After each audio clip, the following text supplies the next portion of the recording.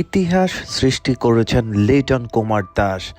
বাংলাদেশের ইতিহাসে তিনি প্রথম উইকেটকিপার হিসেবে এই কৃতিত্ব গড়লেন, যেটি পারেনি বাংলাদেশের আর কেউ। হ্যাঁ দর্শক, টেস্ট ক্রিকেটের ইতিহাসে লিটন কুমার দাসই হচ্ছেন প্রথম উইকেটকিপার যিনি টেস্টের ইতিহাসে সর্বোচ্চ স্টাম্পিং করেছেন। তিনি পেছনে ফেলেছেন মুশফিকুর রহিমকে, পেছনে ফেলেছেন খালেদ মাসুদ পাইলট সহ নামি দামি সব উইকেট কিপারদেরকে। লিটন কুমার দাস 17 বার স্টাম্পিং করেছেন, যেটা পারেনি আর কেউ। মুশফিকুর রহিম 15 বার স্টাম্পিং করেছিল, আর খালেদ মাসুদ পাইলট 9 বার স্টাম্পিং করেছিল, যেখানে নুরুল হাসান সোহানের নামও আছে, তিনিও 9 বার স্টাম্পিং করেছিল। লিটন কুমার দাস খুব কম টেস্টে উইকেট কিপিং করেই এই কৃতিত্ব অর্জন করেছেন। সামনে তার শুধুই এগিয়ে যাওয়ার পালা।